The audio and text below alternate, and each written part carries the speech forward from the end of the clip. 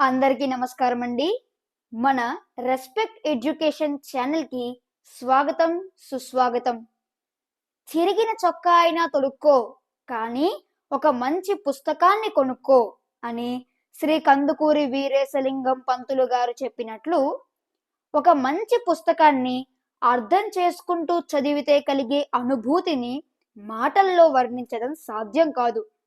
దాన్ని ఆచరణలో పెడితే అద్భుతాలను సాధించవచ్చు. విద్య అనగా ప్రవర్తనలో కలిగే మార్పు. విద్య అంటే కేవలం తరగతి గదిలో బోధించే పాఠ్యాంశాలు మాత్రమే కాదండి. మనకు ఆనందంతో పాటు నీతి, నిజాయితీ, క్రమశిక్షణ వంటి అలవాట్లను పెంపొందించి మనలోని వ్యక్తిత్వాన్ని సంపూర్ణంగా వికసింపచేయగల ఏకైక సాధనం విద్య మాత్రమే. అటువంటి వ్యక్తిత్వ వికాస కథలను మీకు వినిపించి ఆనందింప చేయాలన్నదే నా ఈ చిన్న ప్రయత్నం. ఇక ఈ రోజు కథలోకి వెళ్దామా? ఈ రోజు కథ పేరు మునివర్యులు పట్టిన తిలదానం. ఇక కథలోకి వెళితే, శ్రీరాముడు వనవాసం పూర్తి చేసుకొని అయోధ్యకు తిరిగి వచ్చాడు. శ్రీరామ పట్టాభిషేకానికి వశిష్ఠుడు మొదలైన వారు ఘనంగా ఏర్పాట్లు చేయించారు. పట్టాభిషేక మహోత్సవ కార్యక్రమాలు అయోధ్యలో కొన్ని రోజుల దాకా కొనసాగాయి. రావణుడితో చేసిన యుద్ధంలో అనేకులను వధించిన పాప పరిహారార్థం శ్రీరామ పట్టాభిషేకాన్ని పురస్కరించుకొని అందరికీ అన్ని విధాలైన దానాలు ఇవ్వడానికి వశిష్ఠ మహర్షి ఏర్పాట్లు చేయించాడు. ఈ విధంగా వశిష్ఠ మహర్షి గావించిన ఏర్పాట్ల గురించి రాజ్యమంతటా చాటింపు వేయించారు. చాటింపు విని అంతఃపురానికి వచ్చిన జనులందరూ అనేక రకాల దానాలను పుచ్చుకుని వెళ్ళసాగారు. వశిష్ఠుడు ప్రకటించిన దానాల జాబితాలో తిల అనగా నువ్వుల దానం ఒకటి. ఈ దానాన్ని తప్ప జనులు తక్కిన అన్ని దానాలను పుచ్చుకుని ఆనందభరితులై వెళ్ళిపోతున్నారు. సజ్జనులు, సంస్కారవంతులు మొదలైన వారు ఎవరూ తిలదానం పుచ్చుకోవడానికి ససేమేరా ముందుకు రారు. తిలదానాన్ని పుచ్చుకున్నాడంటే ఆ వ్యక్తి అతి పేదవాడిగానో దుర్భర పరిస్థితుల్లోనో ఉండుండాలి. తిలదానం పుచ్చుకోవడానికి ఎవరికీ ఇష్టం లేనట్లుంది. అందుచేత తిలదానం పుచ్చుకునే వ్యక్తికి బంగారు దిమ్మలు కానుకగా ఇస్తామని ప్రకటిద్దాం. బంగారానికి ఆశపడి ఎవరైనా తిలదానం పుచ్చుకోవడానికి ముందుకు రావచ్చని వశిష్ఠుడు యోచించాడు. తన యోచన మేరకు వశిష్ఠుడు ఇలా రాజ్యమంతటా దండోరా వేయించాడు. శ్రీరామ పట్టాభిషేకాన్ని పురస్కరించుకుని చేస్తున్న దాన కార్యక్రమాలలో తిలదానం తప్ప తక్కిన అన్ని రకాల దానాలను జనులు వచ్చి పుచ్చుకుని పోతున్నారు. తిలదానానికి ఇంకా శ్రీకారం చుట్టబడలేదు కనుక తిలదానం పుచ్చుకోవడానికి ముందుకు వచ్చే వ్యక్తికి పెద్ద బంగారు దిమ్మలు కానుకగా ఇస్తాం. అయోధ్య నగరానికి పొలిమేరలో సింగారముని కుటీరం ఉంది. అక్కడ ఆయన భార్య స్వర్ణవల్లితో జీవిస్తున్నాడు. స్వర్ణవల్లి గుణవతి, ఆధ్యాత్మికంగా పురోగతి చెందిన వ్యక్తి. సింగారముని దంపతులు కటిక పేదరికంలో జీవిస్తున్నారు. ముని జపం, ధ్యానం, ప్రార్థన, తపస్సు వంటి ఆధ్యాత్మిక సాధనల్లోనే జీవితాన్ని అంకితం చేసుకున్నాడు. అశాశ్వతమైన లౌకిక వస్తువుల వంక కన్నెత్తి కూడా చూడని ఆ ముని యొక్క మనస్సు సదా భగవంతుని మీదనే లగ్నమై ఉంటుంది. తన భర్త మనస్సు ఏ స్థితిలోనూ భగవంతుని తప్ప మరి దేన్ని ఆకాంక్షించదని భార్యకు బాగా తెలుసు. అయినప్పటికీ ఇంట్లో దారిద్ర్యం గూడు కట్టుకుని ఉండటం స్వర్ణవల్లి భరించలేకపోయింది. ఆమె వశిష్ఠ మహర్షి వేయించిన తిలదానం గురించి చాటింపు విన్నది. తిలదానం స్వీకరించడానికి ఆమెకు మనస్కరించలేదు. అందుకు కారణం తిలదానం పుచ్చుకున్న వ్యక్తి పాపాన్ని కూడా స్వీకరించవలసి వస్తుంది అనే సత్యం ఆమె ఎరుగనిది కాదు. కాని ఇంట్లో దారిద్ర్యం తాండవిస్తోంది. అది ఆమెను మరో కోణంలో యోచించేలా చేసింది.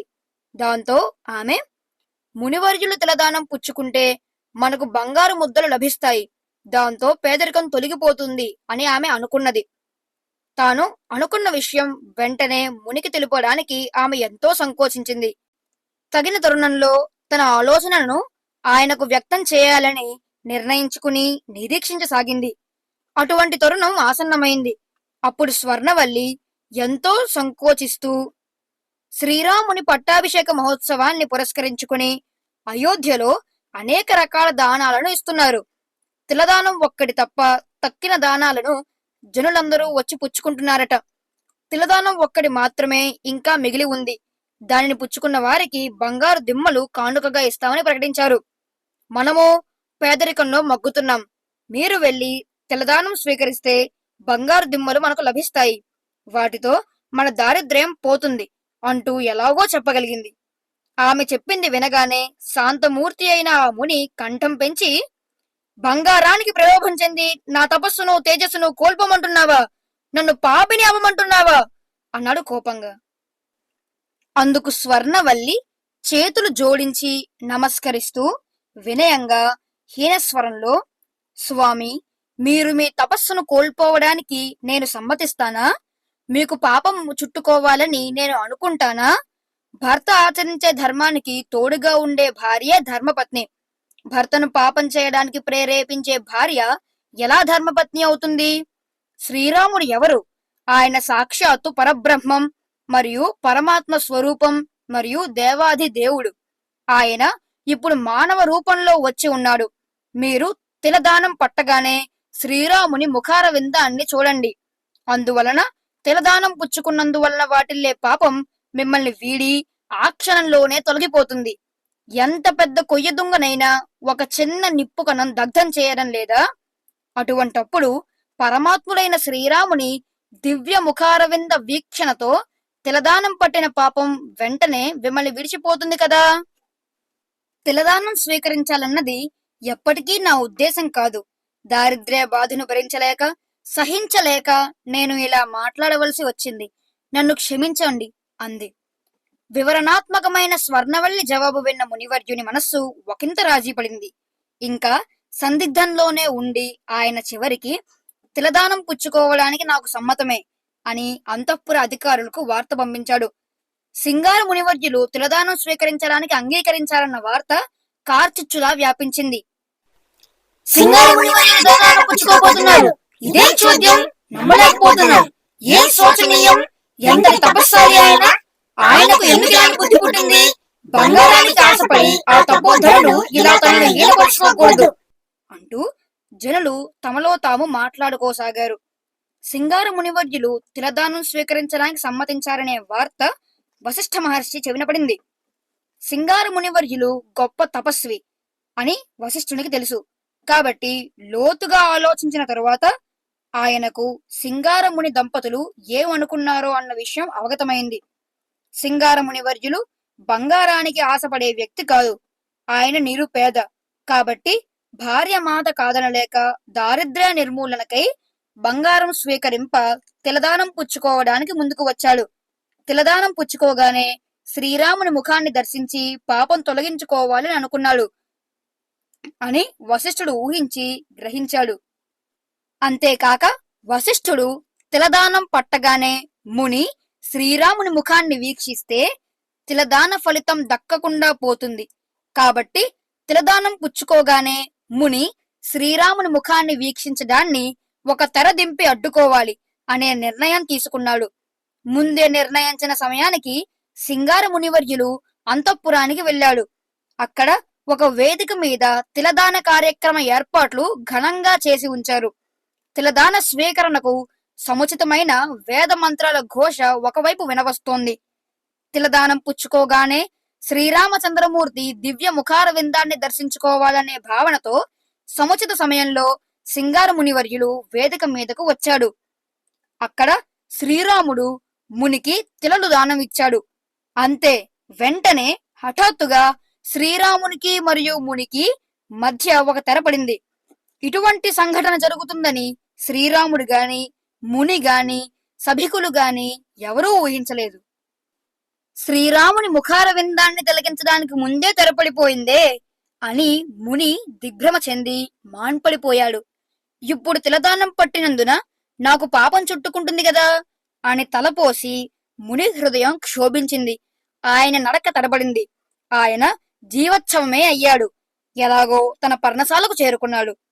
అంతలో అంతఃపుర భటులు ఒక వాహనంలో వచ్చి సింగార మునివర్యుల పర్ణశాలలో బంగారు దిమ్మలను దింపి వెళ్లిపోయారు. స్వర్ణవల్లి మునివర్యులను ఇంట్లోకి ఆహ్వానింప సంతోషభరితి అయి సిద్ధం కాసాగింది. నిరుత్సాహంతో దిగులుతో తిరిగి వచ్చిన మునివర్యులను చూసి స్వర్ణవల్లి విస్తుబోయింది. జరిగింది తెలిసిన తరువాత ఆమె తన తల మీద పిడుగుపడ్డట్లు వణికిపోయింది. మునివర్యులు మాటరాని మౌన స్థితిలో ఉండిపోయాడు. జరిగింది తలుచుకుని స్వర్ణవల్లి మనస్సు క్షోభించింది. ఇప్పుడు ఏం చెయ్యాలి అని ప్రగాఢ చింతనలో మునిగిపోయింది. మునివర్యుల దిగులను తొలగించే ఒక దారి ఆమెకు స్ఫురించింది. ఆమె మునివర్యులను సాంత్వనపరిచే ధోరణిలో ఇలా పలికింది: స్వామి, జరిగింది జరిగిపోయింది. ఇక కొన్ని రోజుల్లో పట్టాభిషేక మహోత్సవ కార్యక్రమాల చివరి రోజున మంగళ వాద్యాలు మోగుతుండగా శ్రీరాముడు రథంలో ఊరేగుతూ రానున్నాడు. ఆ సమయంలో మీరు శ్రీరాముని సమీపించి దర్శనం చేసుకోండి. వెంటనే తిలదానం పట్టినందున మీకు వాటిల్లిన పాపం తొలగిపోతుంది. దాంతో మీరు కోల్పోయిన తపశ్శక్తి, తేజస్సు మళ్లీ పొందుతారు. పాపం నుండి విడవడే మార్గమే లేదా అని అప్పటిదాకా ఆలోచిస్తూ దుఃఖ సముద్రంలో మునిగిన మునివర్యుల మనస్సుకు స్వర్ణవల్లి చెప్పిన యోచన సబబుగా తోచింది. అంతే, అన్నాహారాలు మాని మునివర్యులు శ్రీరాముని రథ ఊరేగింపు రోజుకై నిరీక్షించసాగాడు. ఆ రోజు రానే వచ్చింది. మునివర్యులు కళ్లల్లో అశ్రువులు స్రవిస్తుండగా విలపిస్తూ రామా రామా అంటూ పొరుగెత్తి రథంలో ఆసీనుడై ఉన్న శ్రీరాముని తనివి తీరా దర్శించుకుని సాష్టాంగ దండ ప్రణామం చేశాడు. ఆప్యాయంగా శ్రీరాముడు తన కరకమలాలతో మునివర్యులను లేవనెత్తాడు. ఆ తరువాత శ్రీరాముడు మునివర్యులతో, తిలదానం పట్టిన పాపం కారణంగా మీకు కొద్ది రోజులు దుఃఖం ప్రాప్తించింది.